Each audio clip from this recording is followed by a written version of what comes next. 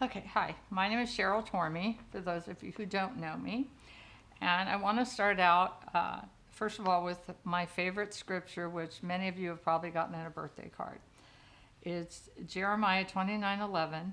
For I know the plans I have for you, declares the Lord, plans to prosper you and not to harm you, and plans to give you a hope and a future, which comforts you many days when I'm feeling discouraged, because I know God has my plans in his best interest, or my best interest. And just to start doing this testimony, you could tell that the devil didn't want me to do it. There were so many obstacles getting to this point, but I have finally made it today, May 15th.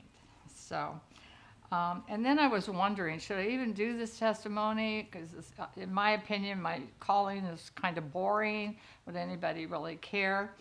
And then Bill and I had Chinese food, and of course the best part of that is getting the fortune cookie. And I opened my fortune cookie, and it said, "You thrive on serving others," which is exactly what my calling is, serving. And so just so you know, I'm not going to give every detail of my life, because that doesn't necessarily involve my calling. And as a preface, anyone that I might mention here, or there is a story that's important to my story to tell, where no names are mentioned, I have talked to all those people. They all know I'm going to mention their name, and those whose name I don't mention, they know I'm going to talk about a particular instant. So I don't want you to think I'm betraying anybody, because I'm not. But I was born right in Culver City, probably one of a few people at the time. I was born December 13th, 1947. And I'll kind of start out just telling you a little bit about my parents. My dad, his name was Edward Miller. And my dad, his parents, and all his family were born in Glasgow, Scotland, except my dad's two younger brothers who were born here. And my grandmother spoke Gaelic and she spoke English, but when she talked Gaelic, I had no idea what she's talking about. She also gave me my love for English muffins, I'll tell you that. My dad was extremely honest and ethical.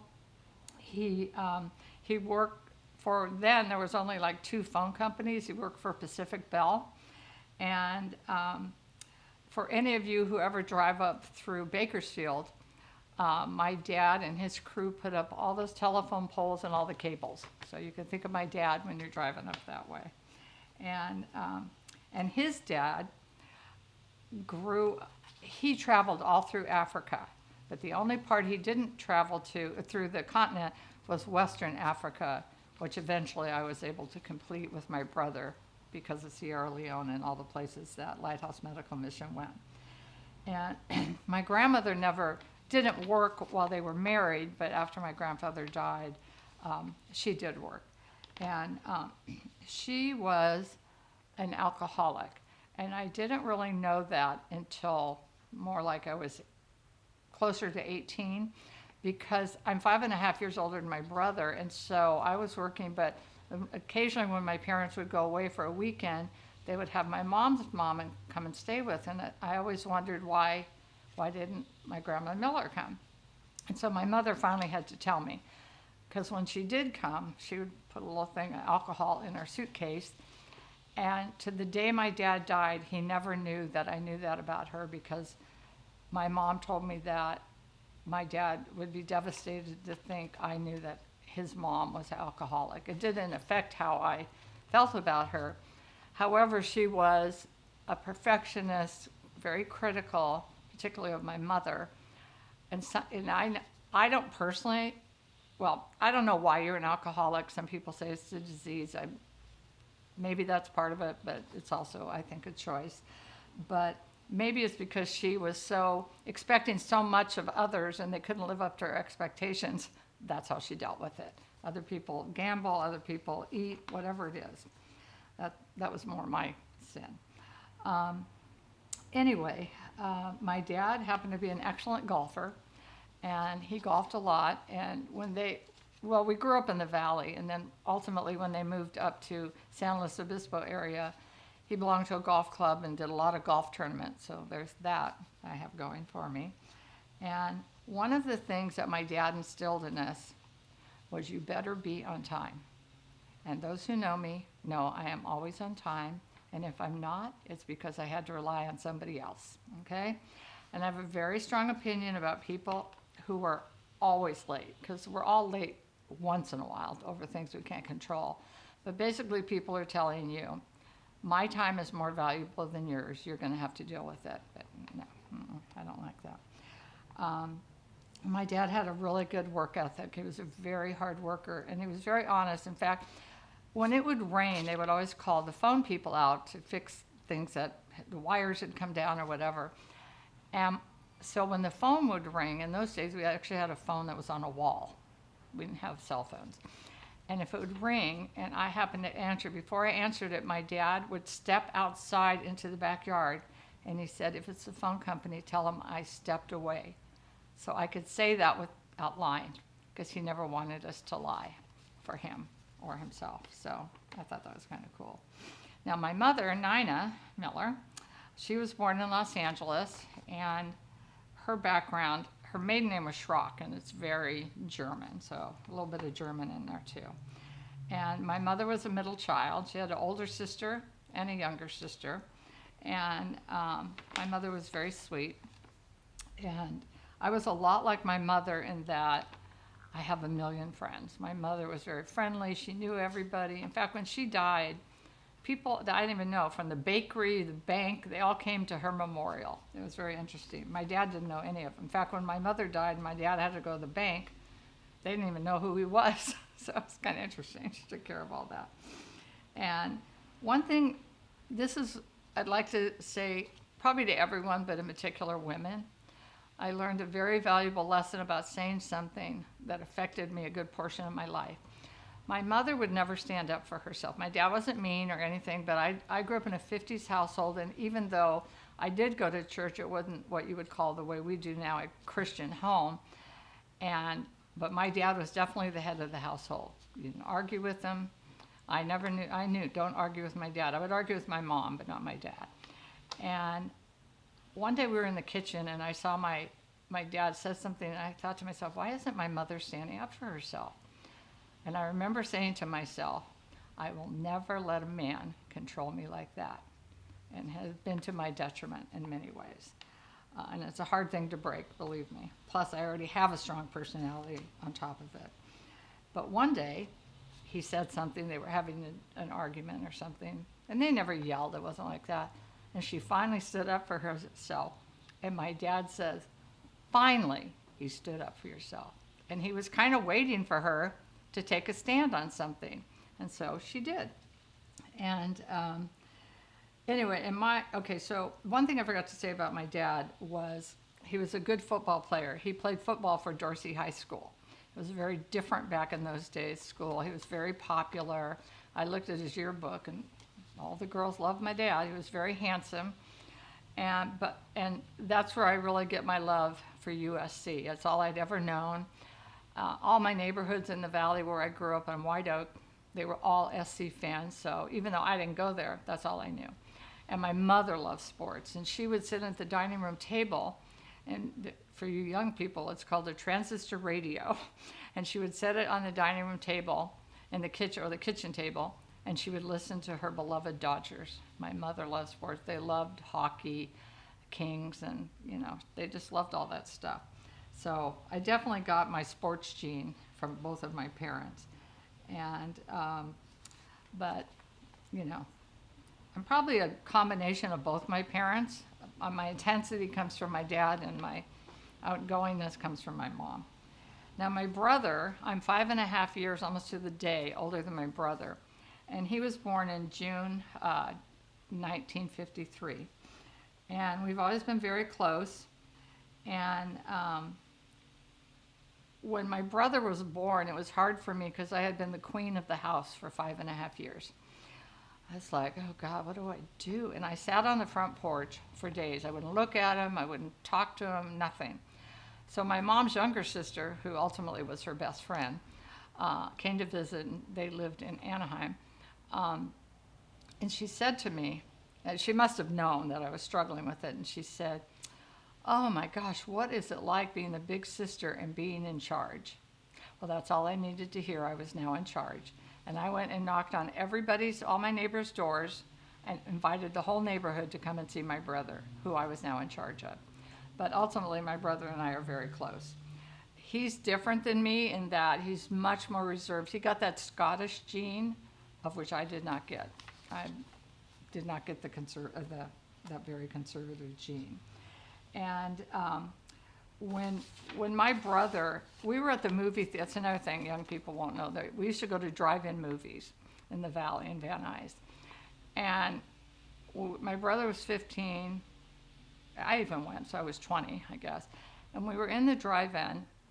My brother must have got out of the car 10 times to go to the bathroom and to get something to drink. And my dad said, "That's it, something's wrong." And he was right. The next few days, my brother was diagnosed with juvenile diabetes, which was very devastating to our family. And no one and of course, my dad's whole family lived in Scotland. In those days, you wrote letters. So he wrote letters to everyone. No one that they knew of had diabetes, no one in my mother's family. And when he was young, he had a temperature, I think it got up to 106. And this is when doctors came to your house. He was in the bathtub, poured ice all over him to get it down. And then he was the first case ever at Children's Hospital LA to have something called San Joaquin Valley fever.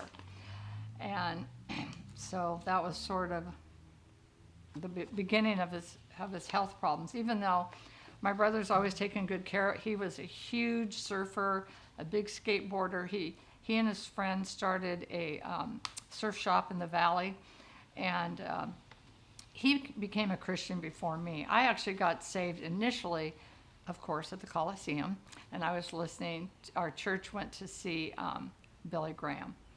Now, I didn't even really understand what I was doing, but God did, so that seed was planted then. I went to a Presbyterian church, St. Mark's, and like this, June 17th, my brother will be 67, and he does take good care of himself. However, he's lived a long time considering how long he's had diabetes. Now, he's the risk taker. He's a mountain climber, a rock climber. He used to do ice climbing. And one time he and his friend, in his place on earth, he already said, "Put my ashes there," is Yosemite. That's his heaven on earth. And he and his friend, who happened to be like not a paramedic, but something to that effect for the forestry. And they were hiking, and all of a sudden my brother just wasn't right. Well, it turned out he had what's called mountain sickness.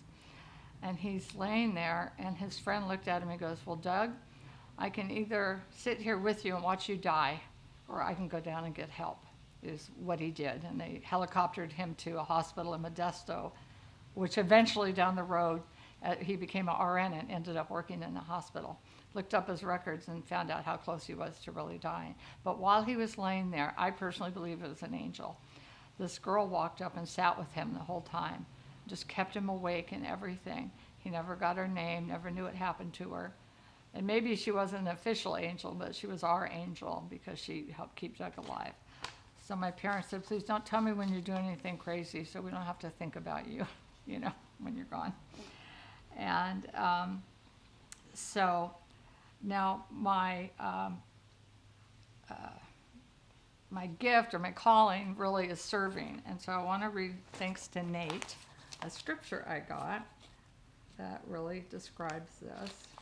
Other things as well, but it's in Romans 12:3-8, and it says, "For by the grace given me, I say to every one of you, do not think of yourself more highly than you ought, but rather think of yourself with sober judgment, in accordance with the faith of God has distributed to each of you.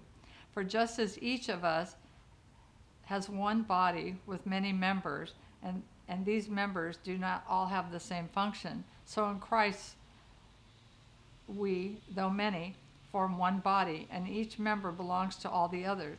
We have different gifts according to the grace given to each of us. If your gift is prophesying, then prophesy, if in accordance with your faith. If it is serving, then serve. If it is teaching, then teach. It is to encourage, then give encouragement. If it is giving, then give generously. If it is to lead, do it diligently. And if it is to show mercy, do it cheerfully." So There is a scripture about it. Anyway, so I can look back on my life, and at the time we don't know what God is doing, especially if we don't know or understand God. He puts these little things in your life, so when your calling comes, it starts to make sense. When I was about, 8 or 10, my dad, when he was working on the telephone poles, they don't have those big carts now that lift you up. You had to climb up the pole. Well, he slid down the pole, and he was on disability for a while. And so that, since my mother didn't work, it put a lot of distress on our family finances. And my dad, when he was growing up, raised pigeons, and he used to raise them, and then when he was in the Army, they used them and put messages on them and sent them off to give messages. And so when he got older, he was in a club, and they raised pigeons, they go to Tulare, all these crazy places. And they'd let them go, and then they'd fly back to your house, and when the pigeon would land, you'd take this thing off and you put it in very complicated. But anyway, so we were, my brother and I, of course, in those days, you can't wait for your presents, but my dad's people at work and then this club went out and bought us so many presents for Christmas. I still have the picture of us sitting under the tree. It was probably the best Christmas we ever had as far as toys. And then around that same time, there was a knock on our door, and those were the days you could actually answer your door and not be afraid you're going to get mugged. And I opened the door, it was night, and even though my dad preferred we didn't open the door by ourselves. And I looked down, and there were all these bags of groceries. Nobody was there. At some point, we found out who they were from, and it was a guy that he worked with who was a single man. He bought steaks and just all kinds of stuff. And I remember thinking, gosh, that was so nice. Why would they do that for us? And so that was sort of the first inkling to serve and help people. And then, let's see. Then, when I was a teenager, I happened to walk by my dad's office, and I heard him on the phone, and his club was having like a raffle or something. And he was talking to someone, and I heard him say, it was some kind of store. He goes, "Can you donate a transistor radio for our raffle?" And I remember thinking, gosh, I didn't know you could do that, of which I've become very good at. So that was another little thing. All these little things, you kind of forget about them, but then they come back to help you. So let's see. Oh, and then I went to a church in the valley called St. Mark's, and our church had a volleyball for the high school, which I was on. I was actually a fairly good volleyball player. And we would play the other churches. Who knows, I may have played Rob and Jen's church back in the day. I don't know. And so we were trying to raise money, so we had a spaghetti dinner, of which I was in charge of. I'd never done anything like that by myself. But it was fairly successful. And I would go to places, and they would give us discounts and, all that kind of stuff. And that's why it's important to talk to people, okay? Get to have relationships with people. And so that was really good, because I was never afraid to talk to anybody. In fact, one day Michael, when he was around 14, we were in Ralph's, and I was talking to someone in line, and he said, "Mom, do you have to talk to everybody in line?" And I said, "Yes, I do." You just never know who you're going to meet. I've met lots of people in the market. You'd be surprised. That's just who I am, and I'm not going to be somebody else. But my whole family, particularly on my mother's side, except my dad was definitely a servant. He did all kinds of stuff. But on my mom's side, my grandmother, what today would be called the LVN, she worked at County Hospital down where SC County is now. And then my cousin Judy is an oncology nurse, or was retired. Her two daughters are nurses in Colorado. One's a nurse manager for a hospital, and one of her son-in-laws, a nurse. Her son is a fire captain in Santa Monica. My other cousin Susan, she wasn't a nurse, but she did something, in the medical field. My brother's an ICU nurse in Idaho. And then, even though I'm not a nurse, I did more managerial stuff and worked in the dental field, which is what I like. So when I grew up in the Valley, I know I'm sort of going back and forth, but that's just how I did this. I went to a school called Birmingham, and I'm happy to say even then, our football team was better than Pastor Rob's football team, Van Nuys High School. We won the city champs. I just love sports. In fact, when I went to Birmingham, we were not just my grade, but we raised, at the time there was a chocolate place called World's Finest Chocolate or Favorite Chocolate, and we sold more candy than any other school, and we were able to put the lights up in our football field. I just loved going to football games. I was very, very competitive, okay? And then in the Valley, I went to a dental assistant school, and I became a dental assistant. And I worked in a dental clinic downtown. But then when I worked in a private practice in Beverly Hills, there was a patient there, and she didn't work with autistic children, but it was kind of along those lines. And she said to me one day, we just always hit it off, and she said, I'm putting on a fundraiser for these kids to raise money for whatever. She goes, would you like to help me? And I said, sure. So I started out stuffing envelopes. I'd go to her office, it was in the Valley, and I would stuff envelopes. And then the night of the event, she had me help check people in. And at that time, there was a very popular TV show called NYPD Blue. And that cast had just won an Emmy the night before, and they were all at the event, so that was kind of fun. But it was the first time I had ever heard of a silent auction. I didn't know what that was. So there, I learned how to do a silent auction. And I've had some high school students years ago come up to me, and they want to help, but they want to help with fundraisers like they're in charge of it. And I said, no, you have to start at the bottom. You have to, like when you get to a fundraiser and you see everyone here, you have to figure out how they got here. They got here by stuffing envelopes, inviting them to the event. You have to learn the whole process. That's what interns are for, so to speak. You know, you learn a business that way. So one thing I am, and a lot of people say that I am, is I'm extremely loyal, whether it's to my God, to my friends, to my family, and to my beloved USC. I'm extremely loyal. I will never back down, especially football. I don't care if you're a Bruin, you be loyal to your Bruins. I like that. I like when people are loyal to whatever they love, you know. And when I was little, my mother said to me, I would come up to her, I was about 5, she said, I would say things to her like that were gonna happen or that happened, which always tended to happen. And she used to say, you're psychic, which now I know is not true, but I probably have more of a prophetic gift, which really comes through my dreams. And I'm on one of those dream kicks right now. Been dreaming about people in church. So anyway, I was at a church, Dan Walchuk, who used to be a pastor here, and he pastored at the Venice Foursquare Church. I went there one night, and they had this couple who were prophetic. Anyway, they called me up, and they were saying all this stuff. And the woman in particular said to me, she said, you know, you have this prophetic gift where you can have a conversation with someone, and you don't know you're giving them a word, but you're giving them a word. You know, talking to them, just general talking, and you're speaking to them, but you don't know that's what you're doing. And I had several women come up, and she goes, and particularly women, and particularly strong women, there have been like glass shattered in front of them because of what you said. And I could think of a woman here that I know that's true with. Not that she doesn't go here anymore, but, and some of the girls came up to me afterwards and said, oh, you have no idea how true that was. So, you know, it just seems to go and flow. The more I pray, the better it gets. I remember, anyway, so there's that. But September 5th, 1978, my life changed forever.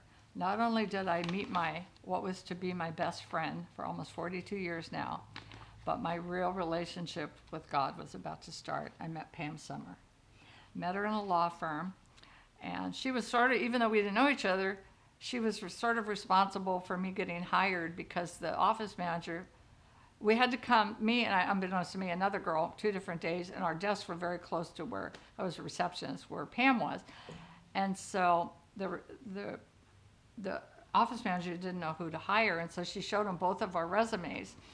And she said, well, they were both good, but this person, you can tell she doesn't job hop, and that's me. That's what everybody does today. I don't get it. Every 5 minutes they have a new job, can't keep track.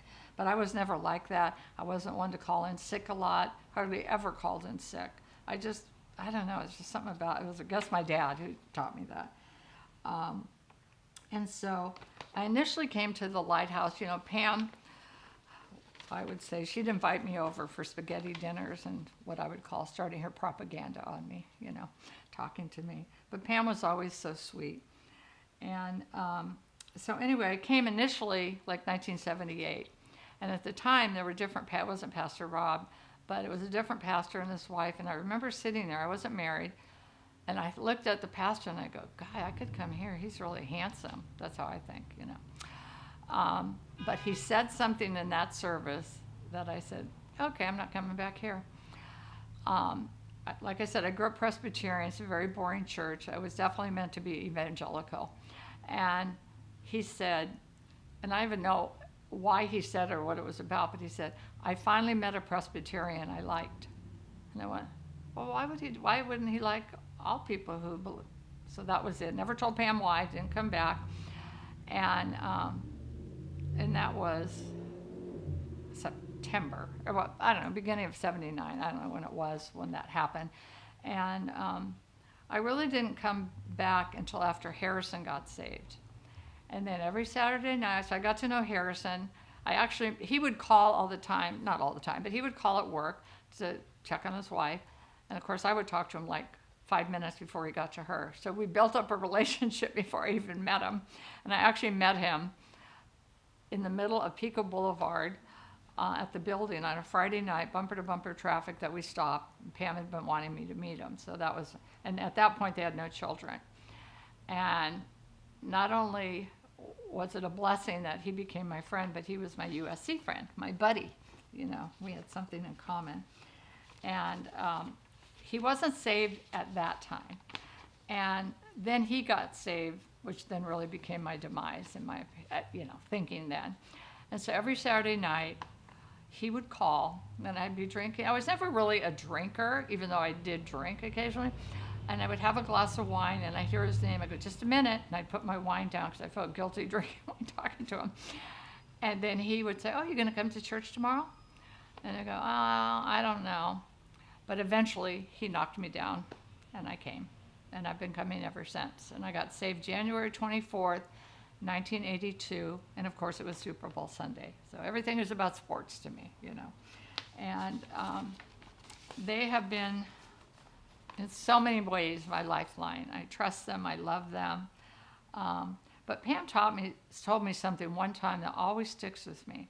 Because I'm not one of these people, because you're a doctor or pastor. Like, I totally respect Pastor Rob, but I don't bow down to him. I respect him.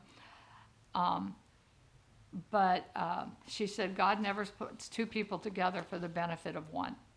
And so I may be your friend, and you may be in the world's eye higher up than me, but that doesn't mean you can't learn from me and I can't learn from you.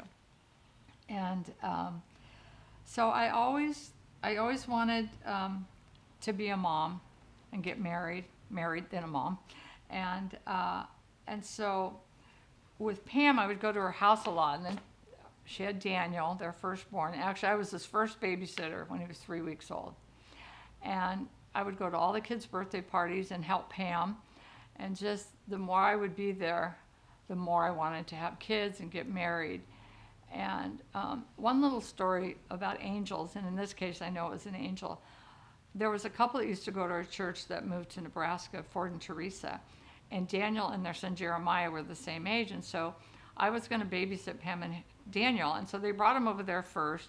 And then I drove back to where they lived on Ashland at the time and was going to spend the night. So I drove over there, and they always would leave the garage door open for me. They lived in a condo. And when I got there that night, someone had closed it. So I went to park, and it was near his school, and Daniel kept going, don't park here, don't. And you could just tell there was like something he knew I didn't know. So I said, okay. So I drove around, and finally I said, Daniel, we're going to have to park here. So I parked the car, and I got out, and I went to go to the back seat. I was going to get Daniel out. And all of a sudden I heard something, and I turned around, and there was this guy there wearing black jeans, black jacket. He was African American, so it was dark. And he grabbed my arm. I thought I was going to break it, and I screamed, and it just so threw me off. And all of a sudden there were people there, because you never know how people are going to be, if they want to do anything. And so all of a sudden I looked up, and there were these two guys standing there. They were very tall, but at the time I had a friend who was about 6'9", so these two were about that height. And I go, "Where'd you come from?" They go, "Oh, we heard you and we just parked." I said, "Okay." So they go, "Just get in the car," and they stood by the window. And these people kept going, "What happened? My daughter lives here." And he said, "Leave her alone." And in between time, the police had been called, so then the police came, and they were going to leave. They felt safe leaving, and I got out, I gave them a hug, and I turned around because I wanted to say something, and they were gone. And there's no way they could have gone anywhere. They couldn't have walked across the street that fast. So I called them Harry and Sam. So I have no idea. But it was, and Daniel would go, "This is so much fun. This is really funny." Because fortunately, it was on the other side of the car where we were sitting. He was in the back seat. So he didn't really know what happened. Then Harrison came. He was at his first, it was either elders or business council meeting. And it was distressful. So anyway, but God is always there. And one time, when Mike was little, he had a lot of ear infections, and it was affecting his behavior. It's too complicated to go into it, but one day I was in the bedroom, and he was in the living room, and I heard him laughing. And I go out there, and he was playing with his toys, and I go, he was maybe 3 or so. And I said, "Michael, what are you laughing at?" He goes, "Mommy, don't you see him?" I go, "No, who?" He goes, "Mommy, it's Jesus. Don't you see him? Look how tall he is." And it was just, at that point, because he had been having just so much going on, I thought, it was like God's way of telling me he'll be okay, which he was, So it was just, that was kind of interesting. And anyway, Bill and I met, my husband and I met at church. And this is, in particular, when our church at the time, the pastors, they were into kind of, what's it called, something Burke, the Burke something. Anyway, very conservative, little offbeat group. And at the time, when I got saved, we used to sit in church. When I finally came to church, I'm sorry, I'm a little thrown off track. When you decided to receive the Lord, like now, you raise your hand, except in those days, they would tell you, tap the person next to you and say, "I got saved." And then afterwards, we go to now where the prayer room is, and we'd sit there, and people would come and pray with you and whatever. And so now I didn't know everybody in the church knew everybody, because I wasn't used to that. And all they did is say, "Tap the person next to you." But of course, when I got saved, not knowing everybody knew everybody, I was sitting next to Harrison, because Pam was with the kid. And Ron would go, "So tap Harrison." So then later I knew everybody knew I got saved. Okay. It's like crazy.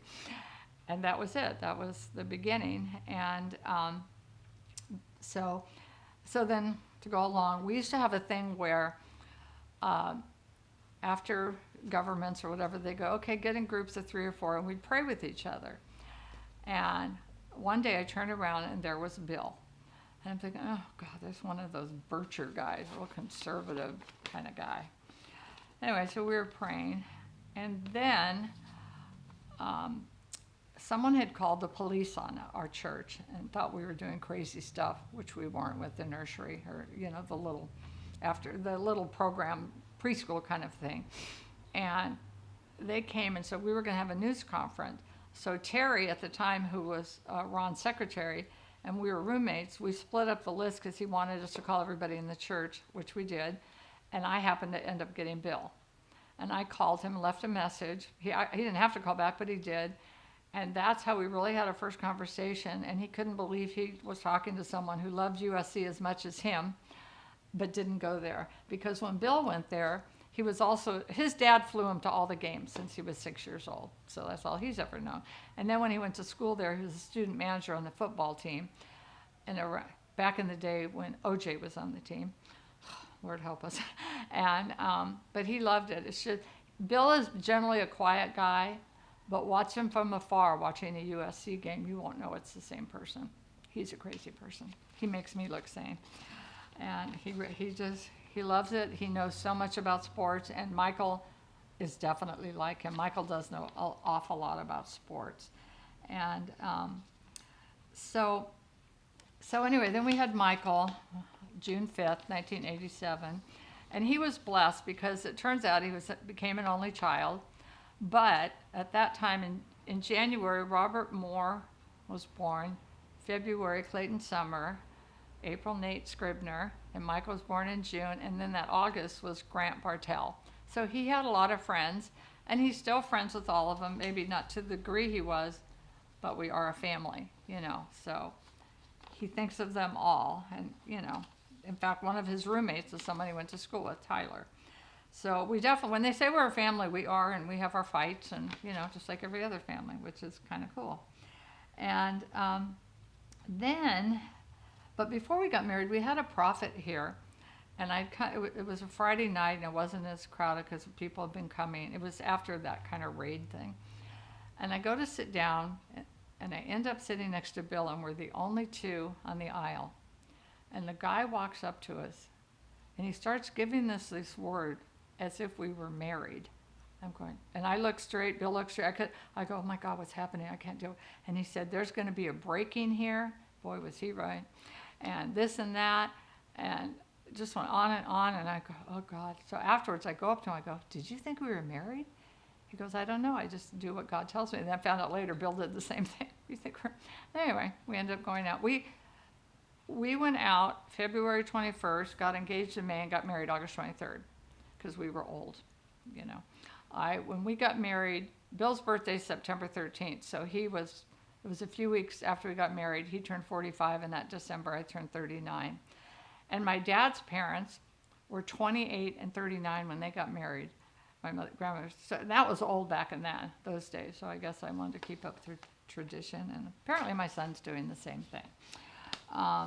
So anyway, after I had Michael, I always wanted to be a mom that helped with the class and things like that. But even before I became a mom, I always volunteered at the school. Like when it first opened, I helped Denise with report cards and that kind of a thing. And then Alana came up with this good idea. It's called the Lighthouse Tea. And that was my first really getting to work on a real big kind of fundraiser. And I did a lot of not all of it, but I did a lot of the getting things donated. And Patty helped, and, you know, that's when you really get to know people, working on a project with them. And they got to know me, I got to know them, and, you know, it's a good thing, you know. And Patty is extremely organized, and Alana is also very organized, and she knew what she was doing. She had a certain way of the way she wanted it, and that's how it was, and it was really good. There's a scripture that I like, 1 Peter 5:8. Be alert and of sober mind. Your enemy, the devil, prowls around like a roaring lion. And then also one of my all-time favorites, Joshua 1:9. Have I not commanded you to be strong and courageous? Do not be afraid. Do not be discouraged, for the Lord thy God is with you wherever you go. And I needed those two scriptures when I explained the next thing that happened. Now I'm going to tell you about a situation. I'm not going to mention names, even though they told me I could. But it was because of this that I was able to have a ministry. When Michael was about 2 or 3, so that'll give you a time frame, I had there were 3 close friends. I had a lot of close friends, but these 3, we did a lot together. And all of a sudden, I don't even want to tell you what it was about, but all of a sudden, I felt very ganged up on by them. And I was so distressed, I was like in a fetal position. I couldn't function. I even called Pastor Rob. I'm not one of these people that call Rob or that door swing and all that. I just have never been like that. And I called him. I was so upset. And he said, oh, I think I need to talk to the husbands. Why is this happening? And it wasn't about what they were upset about, it was how it was handled. You know, it was like a gang. And then they go, well, we want to get together with you. And I said, well, I can handle myself with the 3 of you, but I'm not going to do it that way. So I met with them individually. But because we were able to work through it and walk in forgiveness, because the devil wanted to destroy what he knew was about to happen. And one of the people in that group eventually moved to another state because of her husband's job. And unfortunately, about 8 years ago, she passed away from cancer, which was a very sad day for me. And the other two friends, and they were right, and we were all kind of right and wrong, so it didn't really matter. But I guess because I felt ganged up on, and I thought they were my friends, which they are.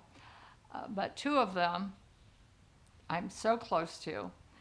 And if we had allowed the devil to win, a lot of stuff wouldn't get done in this church, because we work on a lot of things together. And it taught me a lot. And there are probably things that I need to forgive people or ask them to forgive me for now, but it's a process. And, it's really hard, and I couldn't love these two women more. They're just very special to me. And, obviously I'm not perfect either. And I'm not saying it's just all of us. And they do know I'm talking about this today, in case my legalistic friends out there have anything to say about it. And then one day, we used to have these things. They weren't called potlucks. They were called, where we went in the church and we would all have dinner. Everybody would bring stuff. They had a different name for it. And I'm sitting there, and Bob Hamilton got up. And he started talking about Nicaragua. And I'm thinking, well, nothing I'm interested in. Well, little did I know. So he done his own little medical mission, I guess, at the time. And one day before I got married, one day God said, I was living in someone's home, which was a disaster. I have a very different opinion about discipleship living than some people because of just where I ended up. Doesn't mean God didn't help me through it, work on me through it, but he said, you need to live with Bob and Leslie. Now, I didn't know at the time. Well, I knew they lived in UCLA housing. So I'm thinking, well, how's that going to work? Well, unbeknownst to me, they had just bought a house down on 20th Street, and they had a guest house in the back. So my girlfriend Terry and I moved there. And one of the things, as I got to know them, let me just warn you single people, if you're not ready to get married, stay away from Dr. Hamilton, because he will get you married. Because one day, when that prophetic guy was here, Bob went up to Bill and said, oh, do you like Cheryl? She likes you. Like I was in 5th grade, even though I had never said that to Dr. Bob. It was his, thing. Anyway, so there's that. And anyway, when I found out about that, I almost died of humiliation, because Leslie somehow it kind of came up, and they're looking at each other. I go, okay, what happened? And they told me. I said, oh my God, how can I ever look at him again? But it worked out. Almost 34 years this August. So anyway, I've always been good with money, at least trustworthy wise. And I worked for a wonderful dentist in Santa Monica, Jean Savage. And after I started working with her, you get to build up trust with each other. One of my jobs was every day I had to go into her wallet and see how much cash she had, because she liked to have a certain amount of cash. And then when I would go to the bank that day, I'd have to make sure I brought it back to the amount that she needed. I mean, that's pretty trustworthy. You go in someone's wallet. And she was a great, great boss. I mean, I loved working for her. And at the time, she was the president of the California Dental Examiners. So when you got your license, and you saw her, if you're taking your boards and you saw her walk out, you realize you just failed, because she had other dentists under her, and they would only call her out when there was a problem. And she'd politely say, oh, okay, well, just put a medicated temporary in there, and that's it, but you're fine. And then she'd get up, and they failed, basically. She was really a good dentist. And then in February of 2011, Debbie and I led her to the Lord, the assistant there. And so she retired, because your hands start to get it. She was young, she was 55, and she traveled the world, her and her husband on their boat, and they would hand out Bibles and all kinds of stuff. And she got in what they call a flotilla, but they were the last boat, because they knew where they were going was somewhat dangerous waters.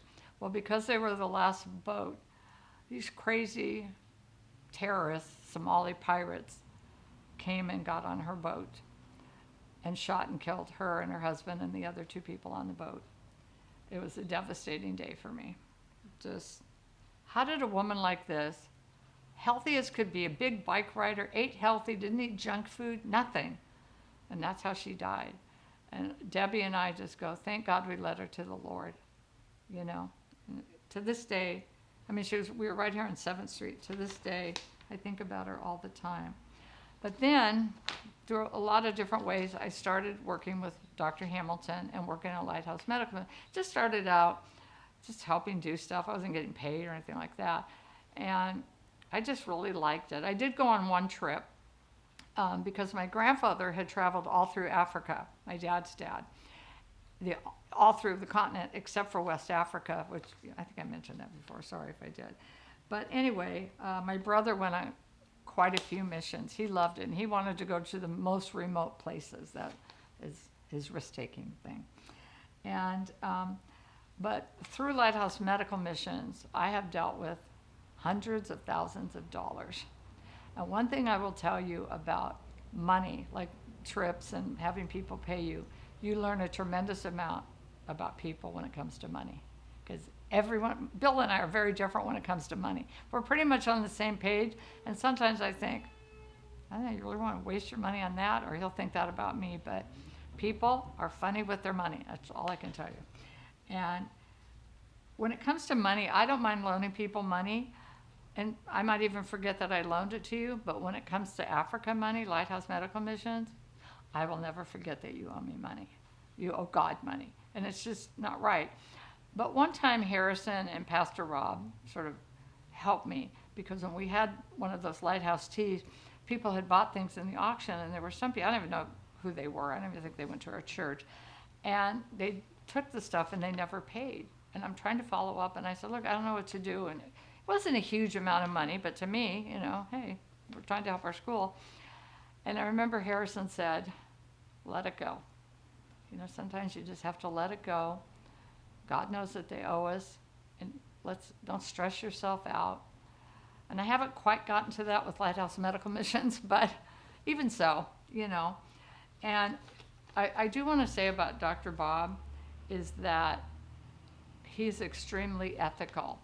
And at some point, as we were getting bigger, he got a board together because he wanted to make sure he was always doing the right thing. And many decisions he makes in regards to money, he makes on his own.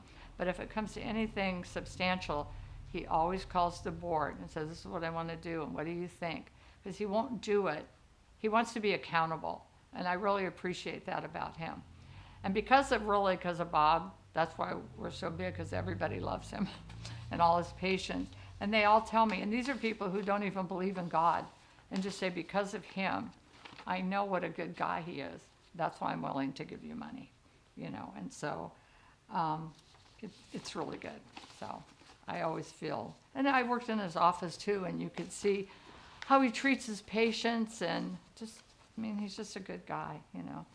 And he and Leslie are both very hospitable and everything. So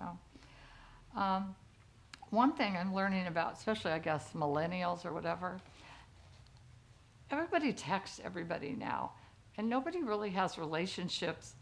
Like, I guess it's because I grew up in the 50s. I don't know. We talked on the phone. We had face-to-face conversation. I have some friends, I feel like I have to text them first and say, can I call you?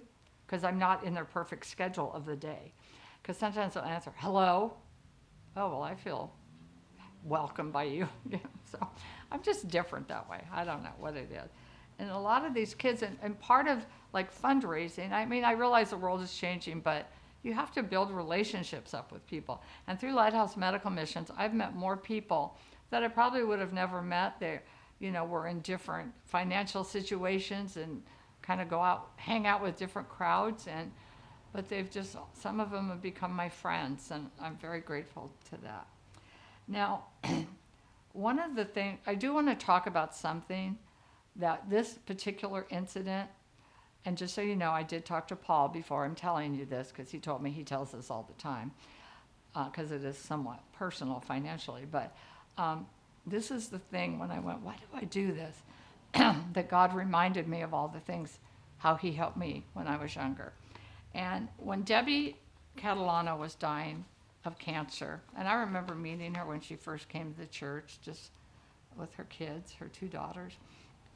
And, you know, she had brain cancer, and she was starting to have seizures, and you could see it takes a toll on a family, especially financially, and the prescriptions were expensive, and it was getting kind of near Christmas, and at that time I thought it might be her last Christmas. It turned out she had one more after that. And so I thought, I've got to do, and I knew they loved to shop at Costco for a lot of their big groceries and stuff.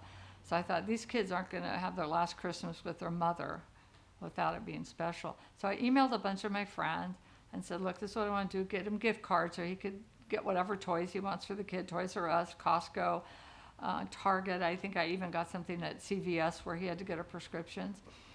And I just put the people that knew them. But somehow there was an email that went in there of someone who I didn't think knew them. To this day, I don't know at that time if they did. And so this person emails in. I go, oh, God, why did I email them? You know, and in it, he was also a little behind on his mortgage because things were just getting out of hand. And so, and Paul's a very hard worker and everything. And so they said, how can I help pay their rent or mortgage, whatever they're paying? So I called Paul and say, okay, I'm going to ask you embarrassing, how much is your rent? So he told me, and he was half a month behind, and the next month was coming. So this family, they wrote the check to the church. To this day, he does not know who it was, even though I wish I could get this person to let me tell them. But anyway, they paid the half a month rent and then the next month's rent, which was a blessing. And then that next summer, when Debbie was kind of getting sick, or whenever she was getting close to dying, it was hard for Paul. She couldn't watch the kids, and there wasn't really anybody at that point that could help him with all the kids, and Dan Summer had a summer camp. And so I just went up to Dan and I said, oh, I know someone who wants to bring 3 of their kids here. How much does it cost? And he told me. So I told this person, and they paid for 2 months of summer camp to the end of summer. That way Daniel got blessed, they were blessed, and the Catalanas were blessed. And so I told the kids, and of course, obviously, they don't know. And I said, I want you to write a thank you note. And they go, well, who do I write? I go, just dear friend, whatever. So Hope, I love this. It says, dear person I do not know. It was so cute. And they wrote a picture, and I took them all. And I never want anyone to see who I'm handing a note to in church, so they'll think, oh, that's who it is. And half the time people think they know everything, but they don't. And I mailed them. And they were so touched, in particular, by Hope's. And I thought, why do I do this? Why do I do this? And I'm not saying this to say I'm so great, because I'm not. But it was because of my dad's friend helping us when we were struggling and giving us the groceries. And I knew what it meant to us and how can we help other people. And hopefully this testimony, I mean, having the gift of serving, in my opinion, I don't know, I think everybody should serve, you know. But when I guess it's your gift, it just comes more, like Josh said the other night, if it's your gift or your calling, it just comes naturally to you. And then through Lighthouse Medical Missions, I met Dal. And Dal and I are very different in our skill set, person, everything. And she's kind of a perfectionist. Anything I'm saying here, I've said to her, and she said to me. But it's good for me because she's taught me so much about certain things. Dal's the kind of person who could walk into a room. It could be wall to wall with junk. You can't even get in the room. And within a minute, she would know how to fix it. I would open the door, look at it and go, okay, and shut the door and never go back in because my mind doesn't function that way. But she can't do what I do. So we work really good together. I love errands and all that kind of stuff, so I try to help her. One thing I wanted to say when Bill and I met each other, this is how I look at it. God said, I think the world is like kind of okay today. It's sort of calm. I know what I'll do. I'll put the 2 most opposite people on the face of the earth together, Bill and Cheryl, and I'll shake things up. And he did, because we are as opposite as you can get.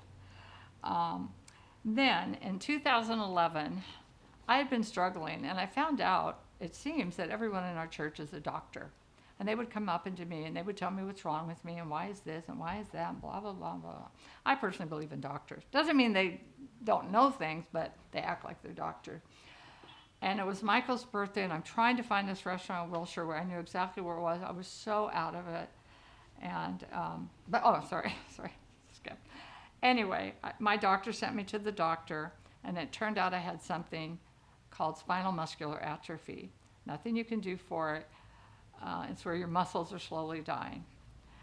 And then 9 months later, I was trying to find a restaurant and I couldn't find, I was just out of it. And I came here and Dal and I are working on a project for Walk to Africa, which is a whole nother story. And I just wasn't feeling right. And I laid up on the stage area and she goes, "What is wrong with you?" I go, I don't know. So I drove home. Unbeknownst to me, she ran to Bob. He called Dr. Waring, my doctor, because he knew him. And Dr. Waring had already given me pain pills. I had been to him. They'd taken x-rays and chests, and they couldn't figure out what was wrong. And then, so Dr. Waring called me that night, and he goes, "Okay, tomorrow I'm going to send you to get like a scan." And I got the scan, and when they came out, they go, "Just wait. When we do scans, we always have to call the doctor first," which probably isn't true, but in this case, they did. And they came out and they said, he said, "Call him in the morning." So of course I called him right then. I wasn't going to wait.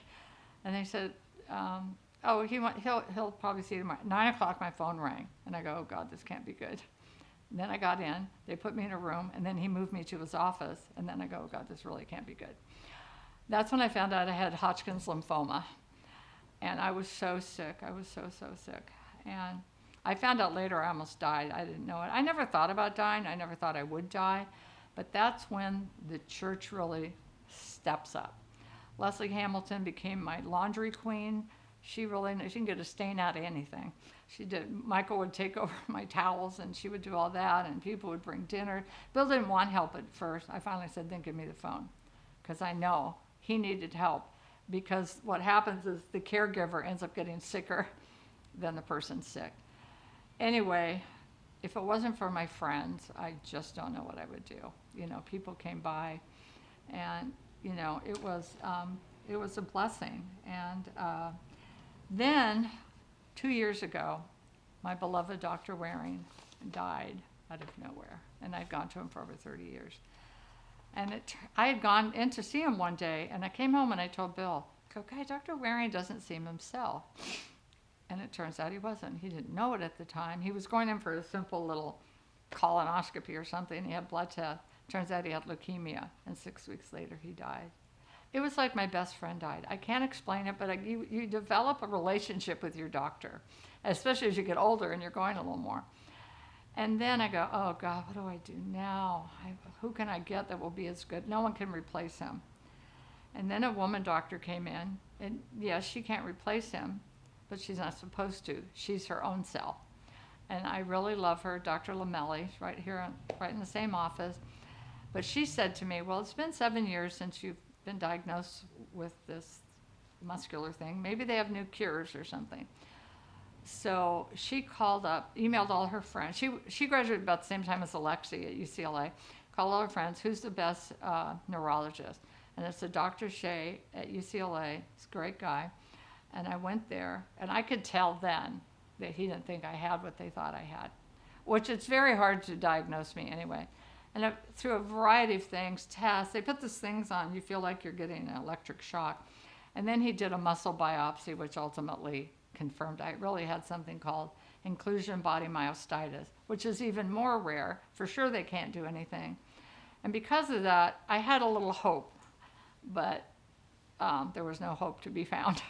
And so I got very depressed because it's kind of like, well, now what do I do with my calling? I can't do anything. I can do some things. I still try. I run errands, and my husband does bless me. He'll go with me and helps me, and because I don't want to just do nothing, and I have to lay down a lot because I can barely sit in anything. And anyway, so now for me, it's like, what do I do? I can work on my bed. I have my laptop, and now a lot of things, we're not planning any trips right now, so it's kind of, I'm not sure what to do. So just have to pray and have God help me. So that's pretty much my testimony. There is one little thing I wanted to say. It's sort of a little housekeeping about someone else's testimony, and just so you know, it's a joke. I'm having a little fun here. But I heard a testimony, one of the first ones, and it was really good. And this person, very smart, working on his PhD. I think he said is going to be, if school ever opens, the president of the school, or, of his class or whatever at UCLA. And he may all of a sudden said, you know what, Trojans, UCLA is better than you. I go, oh, really? Now, granted, both schools have had their scandals, and so set that aside. So I did look up the record.